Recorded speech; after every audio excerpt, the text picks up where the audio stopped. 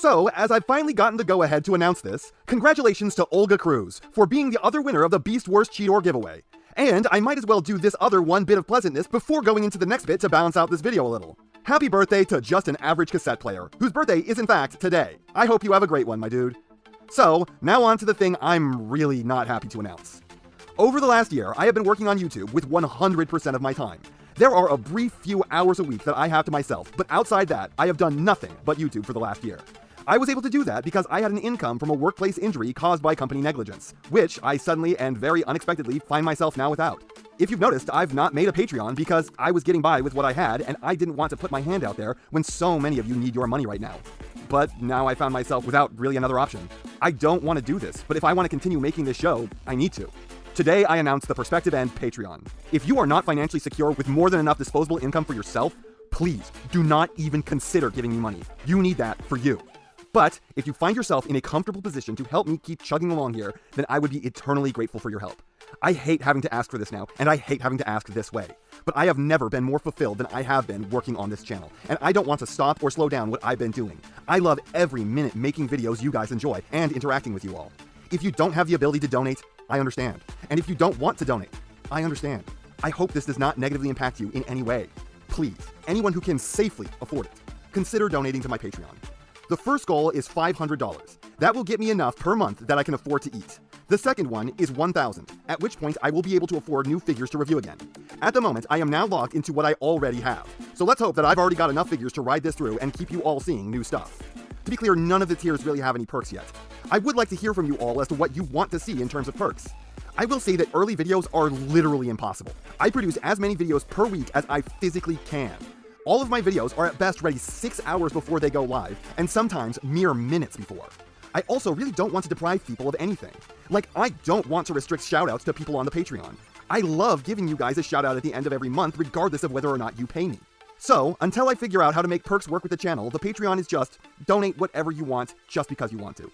If you only want to give $1, that's fine. Though I should point out that apparently giving only $1 will result in Patreon keeping more of your money for themselves than they would otherwise.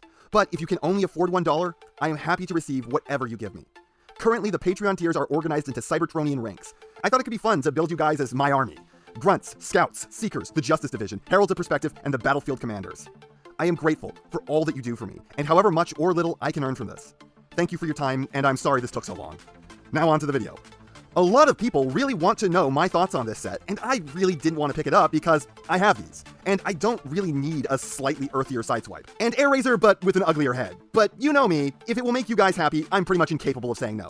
So I have the Kingdom Sideswipe here, and is it an upgrade over the original? Well, first up, let me say that I was actually shocked by how much smaller the box is for this than the Grimlock and Mirage box.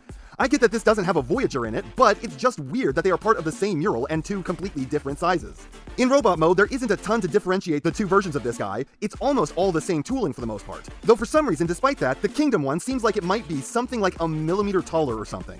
The biggest differences here are in the deco and the general color of the plastics they used. For the most part, the new one is a much brighter colored figure, with a candy red and crisp white. For the most part, that's good, but there are some details that are a bit of a downgrade. Without the battle damage, his shins are a little boring, and his hip section also feels wanting. This version has the auto badge dead center of his chest, as opposed to the annoying off-center one on the original Siege version.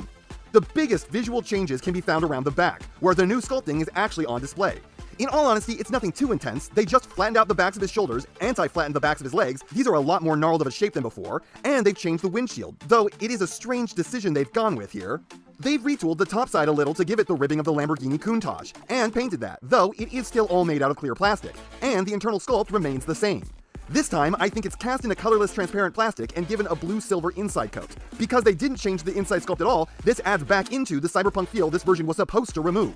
This should have been left clear and maybe also cast in the foggy gray of the normal version.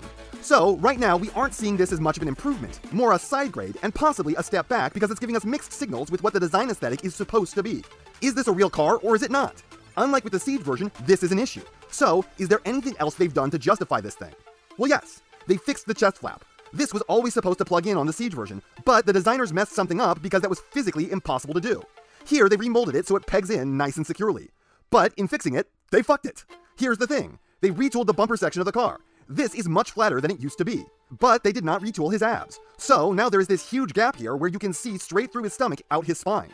They could not retool just that part, because the underside of the car is specifically sized for that piece to pass it by, so they would have had to change that bit as well. But as the special version of this figure that people have been wanting since the Siege came out, they really needed to do more here.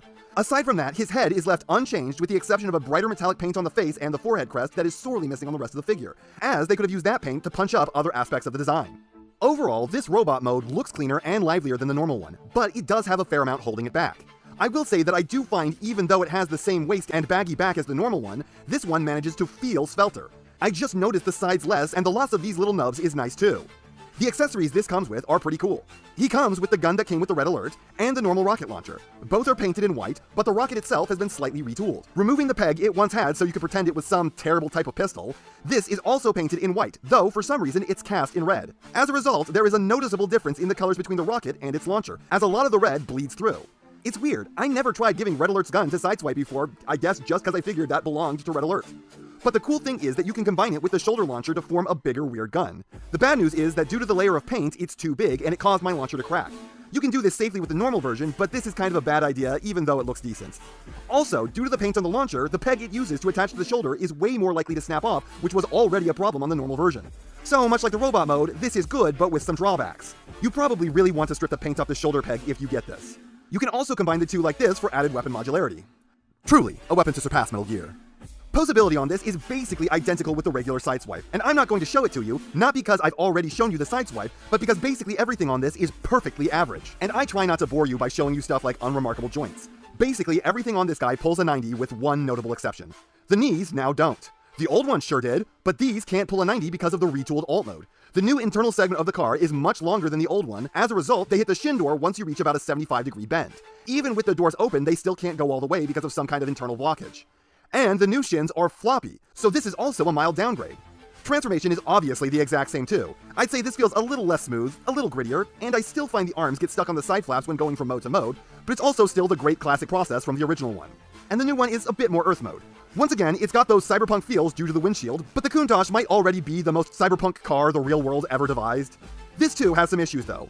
They didn't do a great job matching up the red paint with the rest of the car, so the roof has a lot in common with the Sunstreaker now. But there is no denying that these three look sick together. For me, the coloring is far from a deal breaker, and for the most part, this is a sweet-looking, mostly accurate representation of both the character and the car he was based on. It will fit some collections more. But I have to say, the overall package is not really something to want over the original. It's the literal, exact same figure, with a minor tweak to its aesthetics, that's just mildly worse in like a half dozen ways. Same figure, but with a more confused aesthetic. Same figure, but with less paint. Same figure, but with worse tolerances. Same figure, but with worse posing. Same figure, but with more flaws. It has a few positives over the old one, like the stomach actually tabbing in, and the new colors are a treat, as the old one does feel very dingy compared to this. It gets more accessories, the accessories are more accurate, and they have more effort put into them. But it's like, you know, one extra gun, the loss of a peg, and a small amount of paint. There are for sure going to be people who prefer this slightly less cyberpunk aesthetic, but I don't really see it as enough of an upgrade to justify buying this if you have the normal one. In fact, I don't see this as any kind of an upgrade. This is a downgrade. A very mild one, like not severe in the least, but it's still the lesser of the two.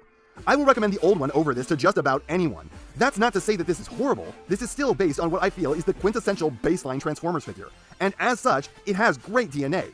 But what's the point of buying the slightly worse one, unless this is just subjectively doing the hell out of it for you? If you think you can donate any amount, please, check out my Patreon. Thank you, sorry. Boy, I did not plan on this being such a downer of a video. I did not anticipate this. Until yesterday, I had basically no plans on opening a Patreon for like another year at least. And I didn't realize that this was really any worse of a figure outside the knees till I sat down to write this review. Hopefully the next video is more fun than this one. And I want to be clear, I do like this figure. The colors do it for me, and it's cool on its own. It's just not the equal of its forebearer. It's also hard to get, and you might not want the other figure it comes with. I wish I had better news. And that's not half what I have to say, but it's enough what I have to say. And I know, you know, what everyone else tells you to do at the end of these videos. So, if you liked what you saw here, please do that. And if you'd like to take it a step further, then please, share this video with any friend you think may be interested.